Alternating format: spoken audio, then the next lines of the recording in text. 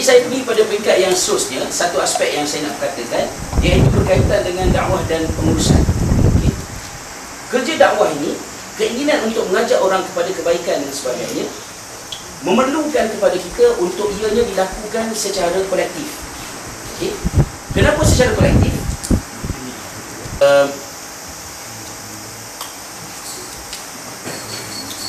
Kenapa kita kena lakukan secara kolektif? Saya sebutkan tadi bahawa saya boleh sebutkan dalil-dalil dia lah ya. Mana dakwah ni kena dibuat secara berjemaah istilahnya. Dalil-dalilnya ada. Tapi dalil-dalil itu saya sebab boleh rujuk, boleh baca sendiri dalam banyak kitab. Ya. Kalau kita lihat seawal misalnya Nabi Muhammad SAW di awal-awal kerja dakwah yang dipadukan kat atas baginda, ya, maknanya untuk menyampaikan dakwah, kalau pertama yang Rasulullah lakukan ialah membentuk kumpulan. Bukan soal kewajipan tu saya tak nak bincang, tapi saya nak tunjukkan bahawa ia adalah something yang sangat natural. Bahawa bagaimana kita perlu berjemaah untuk mengisi keperluan hidup. Pasal yang makanan nasi lauk ikan tadi, begitulah juga kita ni kena berjemaah untuk memenuhi tujuan hidup. Kan? As simple as that. Okey.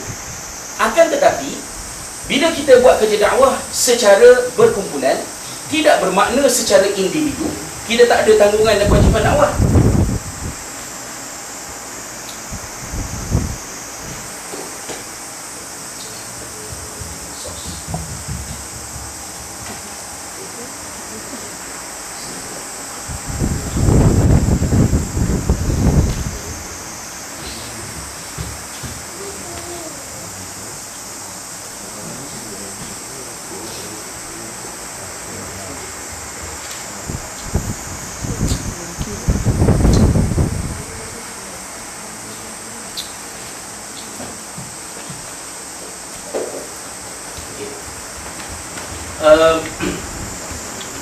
Akan tetapi, maknanya kalau kita ada sebuah kita terlibat dalam kumpulan dakwah sekalipun, dakwah di peringkat individu tetap ada tanggungjawab.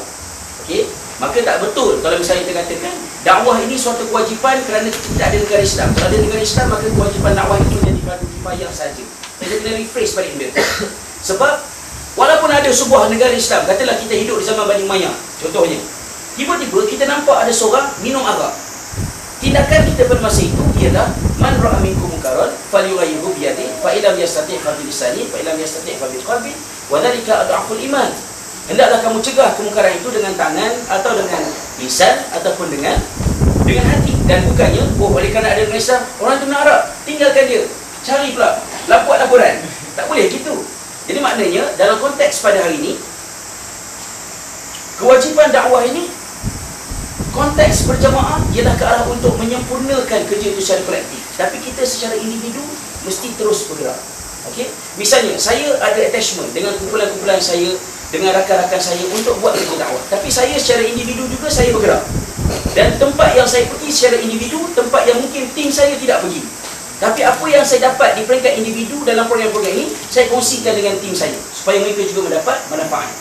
Contohnya, pergi dakwah dengan orang yang ada masalah tu, yang itu tim saya tak ikut. Kan? Tapi maknanya saya pergi seorang. Dan kita share sama. Baik, balik pada ayat ini. Allah Ta'ala sebut dalam ayat ini, innallaha yuhibbul ladzina yuqatiluna fi sabilihi saffan. Allah Ta'ala suka kepada orang yang berjuang di jalannya saffan ka'annahum bunyan marsus. Saya yakin insya-Allah kalau sekiranya sahabat-sahabat duduk dalam program ini, KPK ini, kerana mahu memikirkan tentang soal dakwah, saya yakin insya-Allah kita masuk dalam bahagian pertama ayat ini, bahawa kita rasa kita nak buat sesuatu yang namanya dakwah itu kerana kita nak Allah Ta'ala sayang kita. Tetapi kena hati-hati sebab dalam kes ini Allah Ta'ala sebut tidak semua orang yang berjuang Allah Ta'ala sayang. Tak semua orang yang berdakwah Allah Ta'ala sayang. Orang yang berdakwah yang Allah sayang hanyalah orang yang berdakwah dengan kriteria yang tertentu terhadap pendakwah dan dakwahnya, iaitulah saffan ka'annahum bunyanun marsus. Dakwah itu mesti sistematik. Dakwah itu mesti ada ketersusunan, ada organisasi, ada kaedah. Dan itu adalah tuntutan sunnah Allah dalam pekerjaan kita. Apa kata Sayyidina Ali masyhur? Kebenaran yang tidak bersistem akan dikalahkan oleh kebatilan yang berfungsi, yang sistematik. Sistematik itu penting. Tanpa sistematik, kebenaran akan hilang signifikannya dalam kehidupan. Maka sebab itulah bila kita buat kerja dakwah, kita tidak boleh dakwah secara pandai-pandai saja sekadar ikut. So kita kena buat juga dari sudut menimbulkan kredibiliti, tapi kita kena melakukannya dalam bentuk yang tersusun, berbincang, merancang, mencari kaedah yang terbaik. Dan di sinilah yang kita nak daripada maksud ayat ini. Yang ini yang kita akan bincangkan dalam sesi kita, dalam sedikit masa yang berbaki. Okey. Now, kalau sekiranya sahabat-sahabat telah setuju dan bersedia untuk menerima idea bahawa dakwah itu suatu kewajipan dan dalam masa yang sama ia juga merupakan satu keperluan, maka dakwah itu perlu dilakukan, tapi ianya perlu dilakukan secara sistematik. Maka